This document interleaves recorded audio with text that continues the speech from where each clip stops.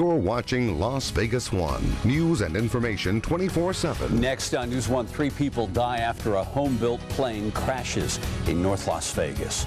And there's a call from the county for change. The head of aviation says the valley is no place for a plane like that. 2 champion bodybuilders learn their fate for the death of their assistant. And who will be Obama's VP? He keeps the world waiting. News 1 starts now.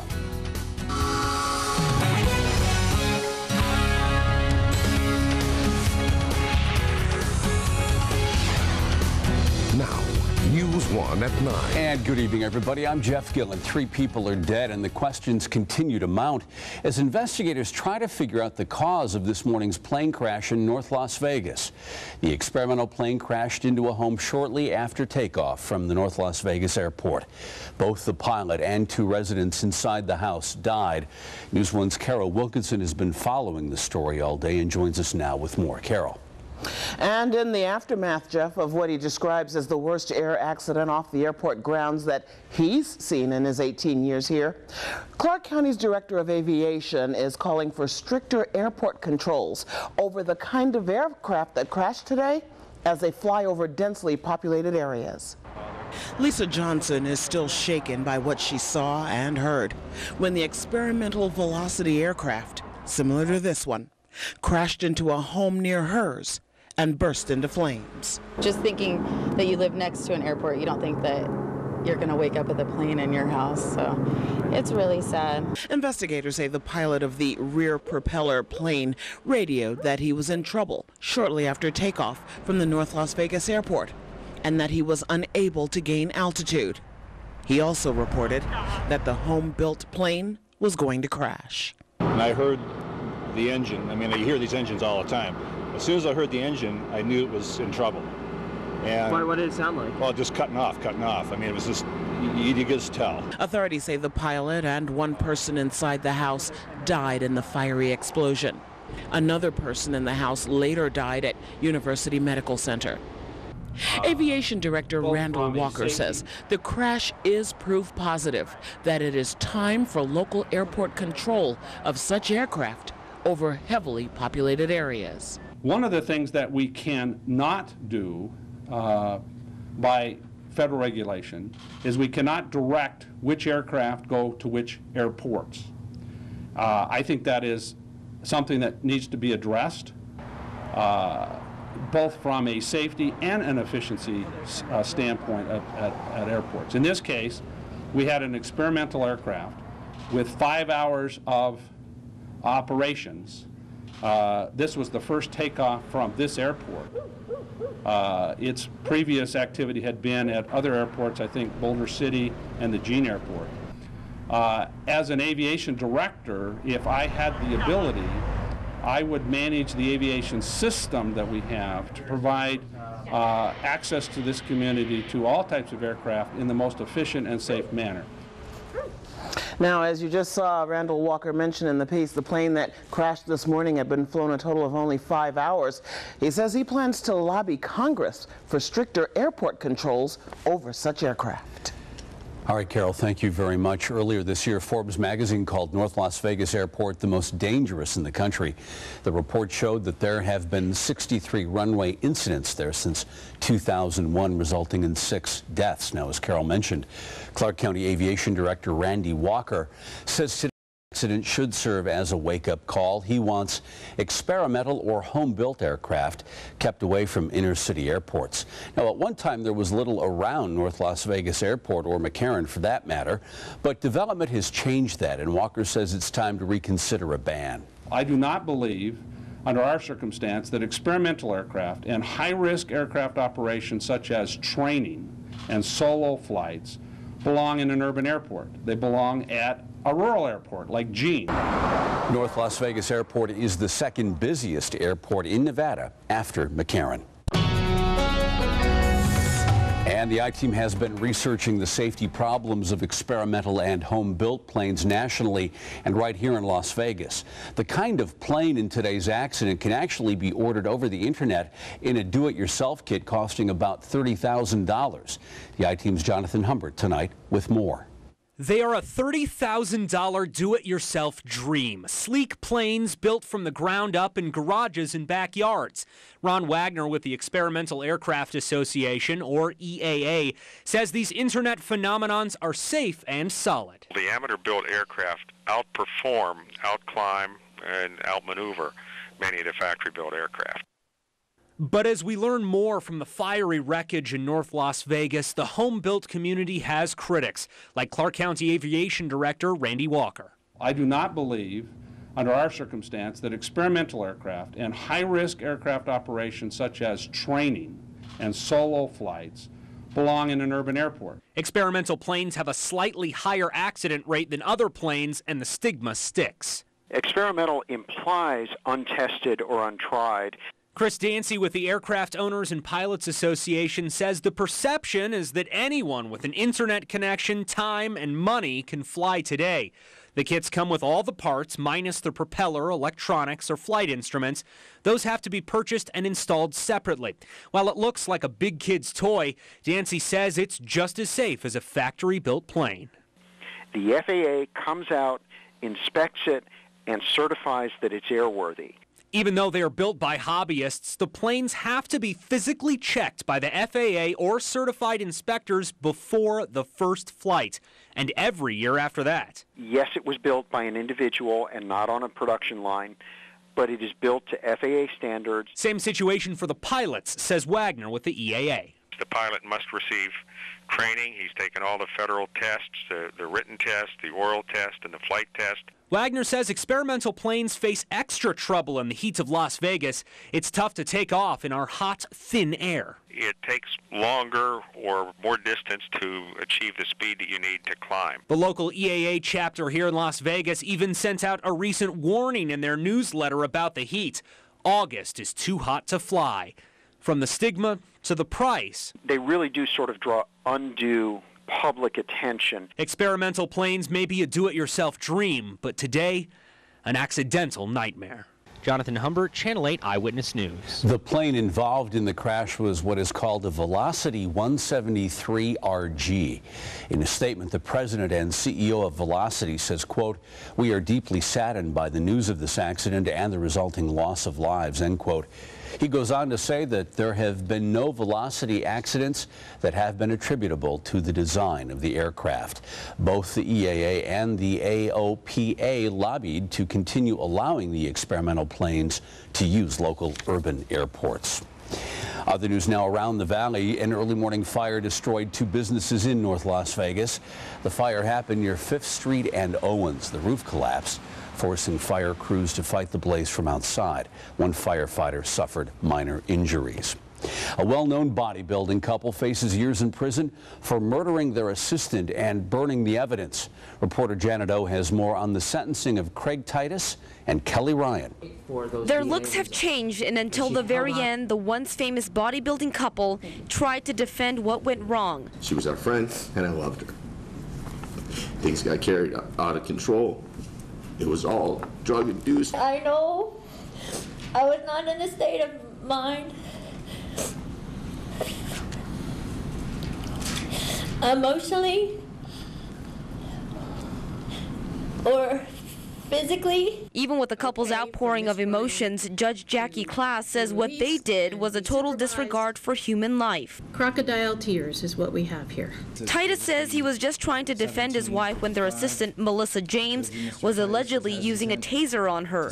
He said that's when things got out of control. Melissa's mother, Maura James, described how her daughter was supposed to be home for the holidays. Instead, she had to plan her funeral. Many, many nights I've awoken to horrible visions in my mind of how she suffered. James's body was found stuffed inside the trunk of this car, her body charred beyond recognition. Both Titus and Ryan say they are remorseful and take full responsibility for her death, but their words did not console Maura James. All of the passages of Melissa's life are forever halted because Craig Titus and Kelly Ryan said so. Janet O, Channel 8 Eyewitness News. Democratic presidential candidate Barack Obama has a major secret, and so far he is not revealing it. What we know tonight about his vice presidential selection, that's next. And Democratic consultant Dan Hart will join us to talk about the possibilities for VP. And I'm Ted Florendo. It has been a hot Friday. Are there any raindrops in sight? We'll tell you coming up. First, a live look outside. Looking good out there. Your neighborhood forecast for the weekend. Straight up in just a few minutes. You're watching News 1 at 9 with Jeff Gillan. A program presented in partnership with the Las Vegas Sun, Cox Communications, and KLAS TV.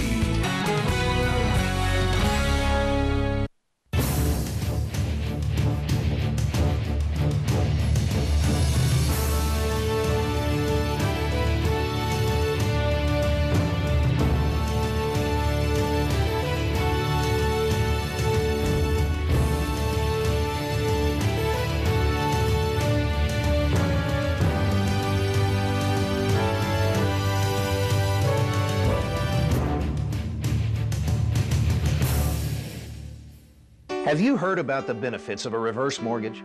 If you're a homeowner, 62 years or older, and would like to supplement your monthly income, a reverse mortgage could be the key to living comfortably in retirement.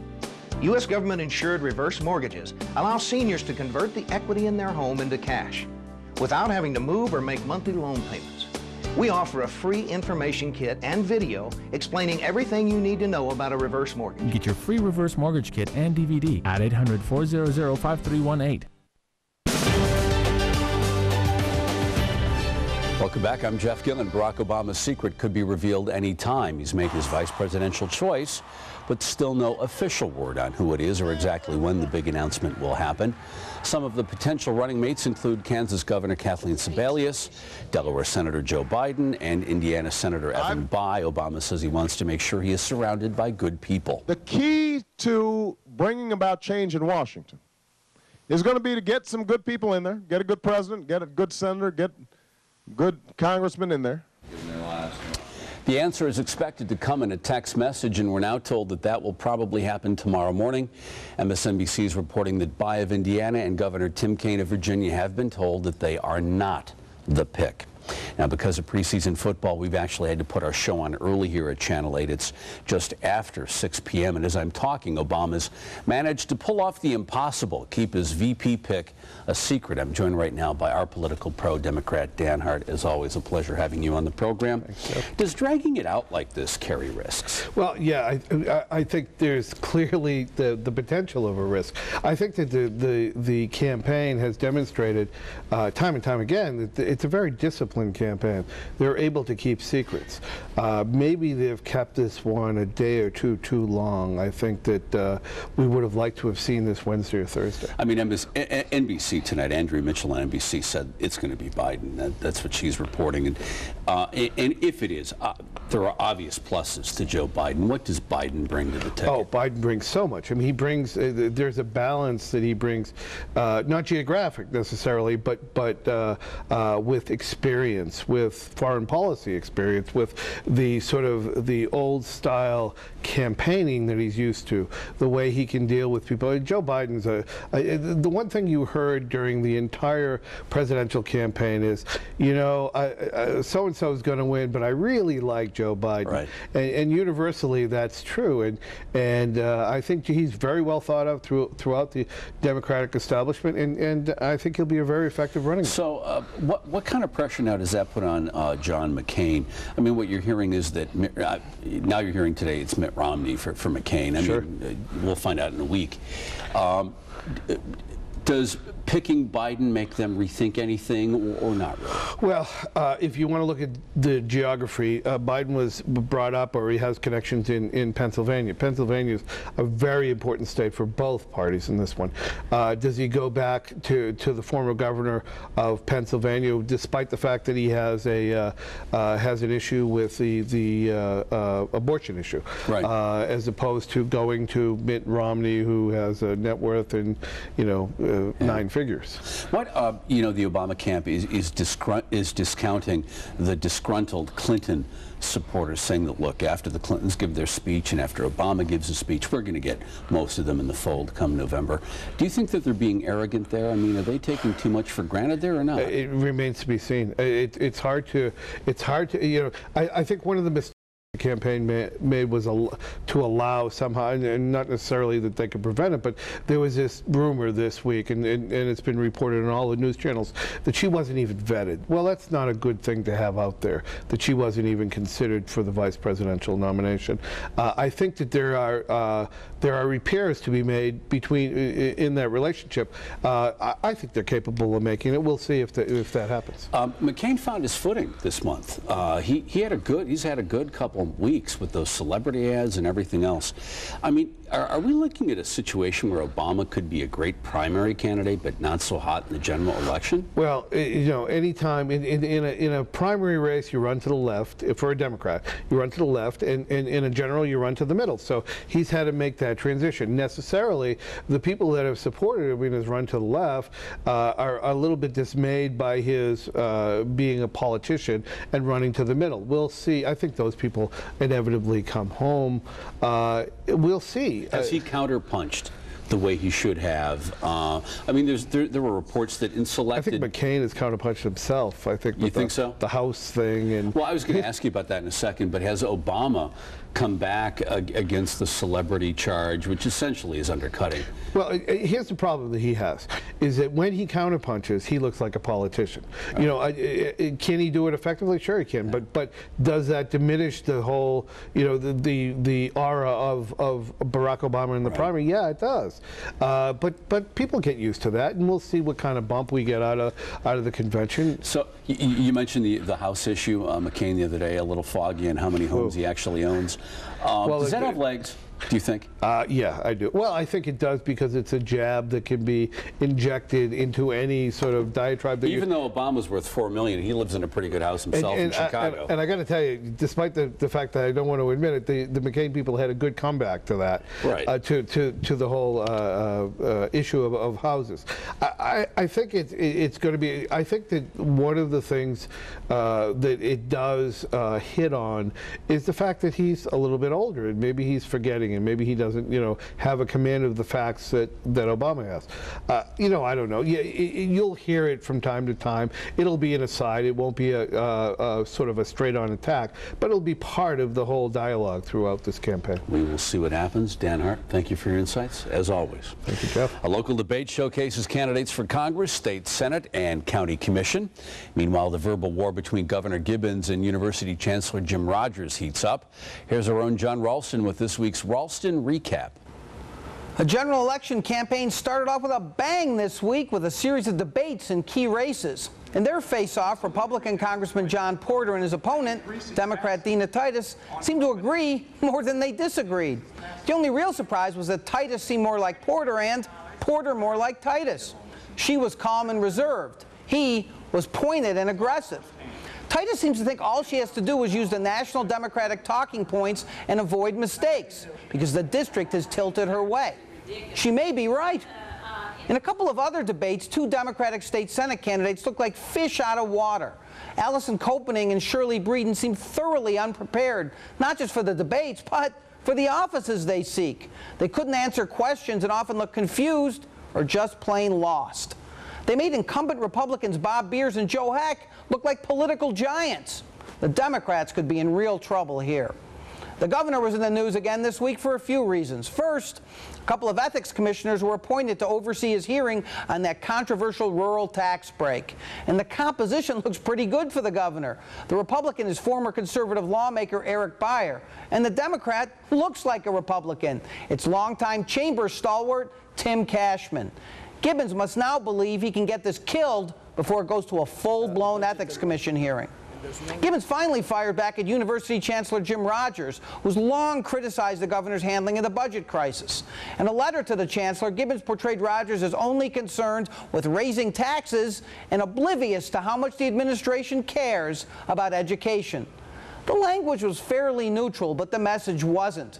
Gibbons repeated his mantra, no new taxes. Finally, on the eve of the Democratic National Convention, a Northern Nevada poll shows Barack Obama and John McCain in a dead heat here in Nevada. That reinforces something we already knew. Nevada is more in play than ever, and that means more visits, and lots of them, from the presidential candidates. And you'll see a lot of them right here on Las Vegas 1. And that's this week's recap. All right, John, thanks much. Ahead here on News 1, Faye continues to pour down on the Sunshine State. We'll see when forecasters say Faye will move on. Plus, the school district's food program is operating in the red, and now the cost is passed on to parents. And have a question or comment about tonight's program? I would love to hear from you. Send me an email, news1@klastv.com. News 1 at 9 with Jeff Gillan, the Valley's only 9 p.m. newscast. Did you know America's fastest growing disease isn't cancer, it's diabetes? More than 300,000 Southern Nevadans have diabetes. And while we don't have a cure, what we do have is you. Channel 8 and the American Diabetes Association encourage you to step out, walk to fight diabetes. The fundraising walk will be held at Spring Mountain Ranch State Park on September 20th. Register online by September 15th. Together, we can find a cure. I really got sick and tired of every day when I met somebody. They would look at the top of my head, and then they'd look me in the face. I think my hair looks better now than it did when I was in my 20s. Hey, some people are beautiful bald, but it wasn't for me. I feel great about myself now. I look the way I think I'm supposed to look. It was like a dream come true for me because I wanted my own hair back. The Bosley treatment's absolutely exceeded my expectations, no question about it. This is all me, so I'm thrilled. I finally enjoy getting a haircut. Now that I see the results, I wish I would have done it 4 or 5 years sooner. I'm really excited about having my hair back. When it comes to going bald, you now have a choice. To find out more about this clinically proven permanent hair loss solution from Bosley, call to receive this free guidebook, medical report, and DVD. This is the only permanent solution to hair loss. Choose to do something about your hair loss. Call 1-800-416-9721. That's 1-800-416-9721. Or go online at bosley.com today. Your news and weather an hour earlier. News 1 at 9. Southern Nevada's only 9 p.m. newscast on Las Vegas 1 Cable Channel 19.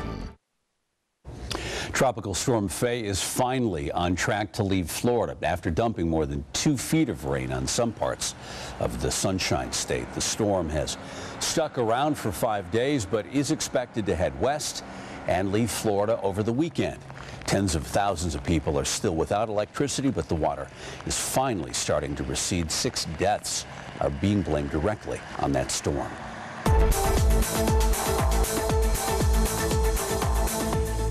Like Jeff mentioned, 5 days Tropical Storm Faye has been hanging around in Florida, so you can imagine how much rain it has been dumping. There's a lot of flooding going on in Florida, and it is still churning around some of those locales to the north part of the state. Here's what it looked like earlier today. Clearwater Beach, Florida, lots of wake from Tropical Storm Faye just slamming the coastline there. You'll get some rain on the camera here too. There will be some beach erosion. Faye's waters are creating quite a riptide around some of those locations there too. But back here at home, it has been crystal clear today, but hot. We've been above the century mark again, which at this time of the year, we're still on the hot side, but the numbers are starting to go down just a little bit. So finally, the numbers around the at least the 100-degree mark, century mark. 102 for Cary and Hollywood, 97 for Durango and Warm Springs, 99 for Boulder City, 100 for Mesquite. These are our current temperatures now. The wind speeds have been up a little bit today. We've seen those palm trees moving, 10 to 15 in some locations. Durango and Warm Springs not so bad at 8.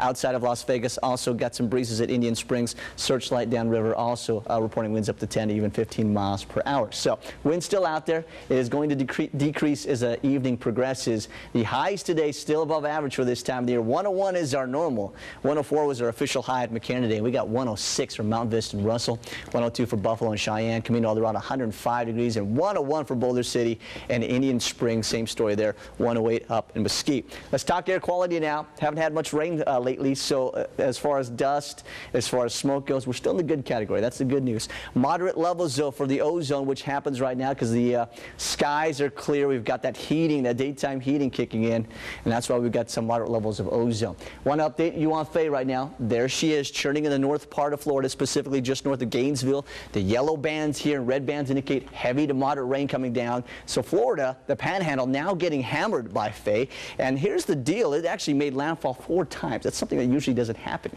with some of these hurricanes, or these tropical storms rather. And it will gain some strength here and possibly hit Mobile, Alabama again. So we're actually looking and keeping our eye on Faye and her path for the next few days here. 81 degrees tonight. We're clear. Tomorrow, 105 degrees, extra hot. Your winds on the light side, 101 is our average. We're above average. The next several days here, I don't see any rain in sight.